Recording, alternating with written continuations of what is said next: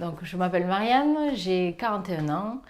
Je suis originaire d'un petit village du Roussillon, dans les Pyrénées-Orientales, et je vis maintenant depuis 18 ans en Haute-Garonne. Alors moi c'est vrai, j'ai deux métiers, donc je suis accompagnatrice en montagne depuis 2011, où j'ai lancé effectivement une activité d'accompagnement en randonnée, en trail et en VTT. Donc j'ai d'abord passé un diplôme d'accompagnatrice et ensuite j'ai passé un diplôme supplémentaire en VTT pour justement élargir le scope, on va dire, de mes compétences. Et ensuite, ça m'a amené aussi à me former plus en trail, donc en accompagnement de course nature. Et j'ai également passé récemment un diplôme de nutrition sportive pour justement compléter l'offre que je peux proposer à mes clients. Et ensuite, j'ai une autre activité professionnelle depuis de nombreuses années maintenant, depuis 18 ans, je suis salariée du domaine privé dans l'aéronautique. Et je suis responsable, j'étais responsable logistique et qualité récemment, je viens de changer, je suis maintenant gestionnaire de projet, voilà, en logistique. J'ai été dans un club déjà donc, de mon entreprise où j'encadrais. Puis j'ai passé les niveaux, les diplômes, jusqu'à être instructrice de randonnée et de raquettes à neige, où j'ai rencontré des gens de l'accompagnement en montagne, donc des professionnels de la montagne.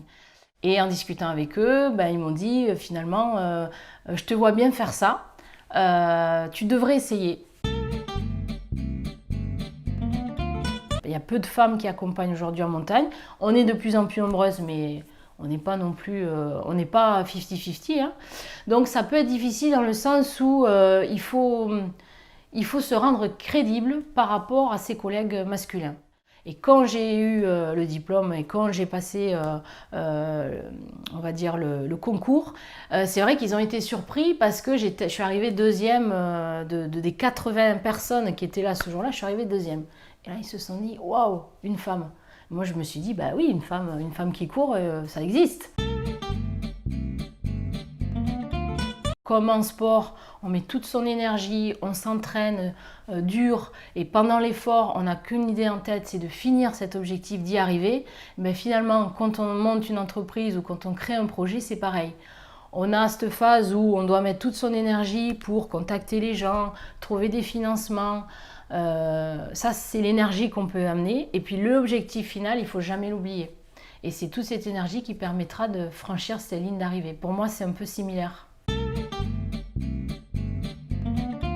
Je pense que l'énergie que ça amène, ça montre aux filles qu'on peut le faire. J'ai des filles qui n'avaient jamais couru, qui faisaient que du tapis à la salle ou qui faisaient que du fitness. Et elles sont venues avec moi, elles ont fait 15 bornes en montagne et là, c'était le top, quoi. Et maintenant, elles courent, elles font des compétitions. Et ce que je suis fière d'avoir amené ça, c'est ce goût-là de l'effort, ce goût du challenge et de se surpasser et de se dire, bah ouais, c'est possible.